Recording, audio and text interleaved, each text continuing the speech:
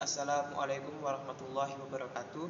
Perkenalkan, nama saya Januri dari Prodi Ekonomi Syariah kelas 1B. Saya akan menjawab soal UAS pengantar ilmu ekonomi dari Bapak Eko Supriyanto ME. Soalnya ada 4. Yang pertama, jelaskan apa saja permasalahan ekonomi secara makro dan apa penyebabnya. Yang kedua, solusi apa yang dapat saudara rekomendasikan terhadap permasalahan ekonomi makro yang terjadi di Indonesia, di sekitar daerah atau saudara tinggal. Dan yang ketiga, menurut saudara, kebijakan apa yang kurang tepat yang pernah dilakukan oleh pemerintah Indonesia? Menurut saudara, apa yang sebaiknya dilakukan atas kebijakan tersebut? Dan yang keempat, berikan komentar saudara terkait artikel berikut ini.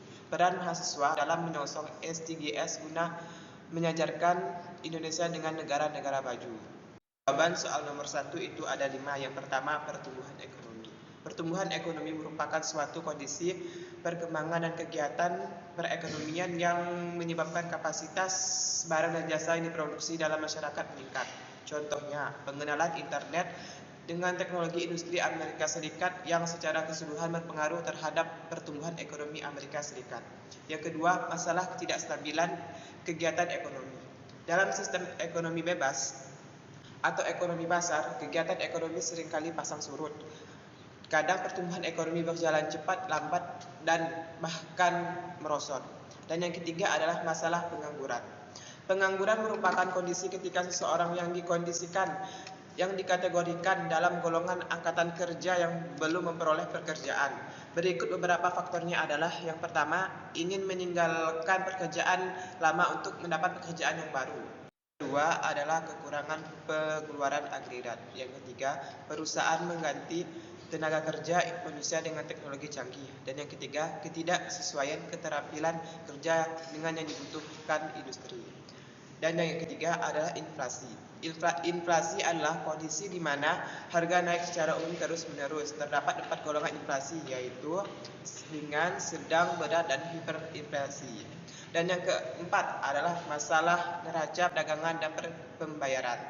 Neraca perdagangan merupakan ikhtisar yang menunjukkan ketidakseimbangan pengeluaran agregat dibandingkan dengan kemampuan perusahaan menyediakan barang-barang tuntutan.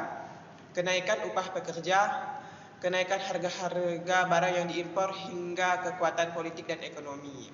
Aliran tersebut mencakup: 1. Aliran penerimaan ekspor serta pembayaran impor barang dan jasa. Dan yang kedua, aliran penanaman modal asing dengan pembayaran penanaman modal asing. Dan yang ketiga, aliran keluar masuk modal jangka pendek seperti deposito di luar negeri. Jawaban soal nomor 2. Berikut solusinya adalah: yang pertama, menstabilkan neraca pembayaran dan kurs valuta asing. Dan yang kedua, mengusahakan pertumbuhan ekonomi. Dan yang ketiga, mencapai penggunaan tenaga kerja tanpa inflasi. Dan yang keempat, menghindari masalah inflasi. Dan yang kelima, menstabilkan kegiatan ekonomi. Jawaban soal nomor 3 adalah: kebijakan pemerintah Indonesia yang pernah dilakukan Indonesia yang kurang tepat adalah, menurut saya, kebijakan pemerintah dalam bidang ekonomi.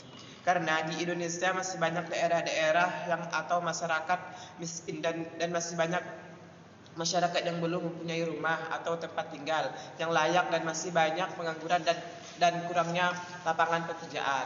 Solusinya adalah dengan cara membantu masyarakat. Pemerintah melakukan program IDT, program Infrastruktur Desa Tertinggal, BLT dan KIP, agar perekonomian di Indonesia berkembang dan menyiapkan lapangan pekerjaan, dan tidak memasukkan pekerja asing, agar pekerja Indonesia mempunyai pekerjaan di negaranya sendiri. Jawaban soal nomor 4 adalah: saya sangat setuju dengan program SDGs dan melibatkan mahasiswa. Karena saya sebagai mahasiswa atau anak bangsa sangat penting atau sangat dibutuhkan dalam program tersebut, sehingga program tersebut dapat berjalan dengan baik dan lancar. Karena di dalamnya memuat 17 sasaran dan 169 target yang dimana sangat penting untuk Indonesia, agar kesejahteraan masyarakat Indonesia akan meningkat dan kualitas hidup masyarakat pun akan meningkat dengan baik dari generasi ke generasi. Jika ada kurang tepat atau kurang jelas dari jawaban saya, mohon dimaafkan. Sekian dari saya, terima kasih dan wassalamualaikum warahmatullahi wabarakatuh.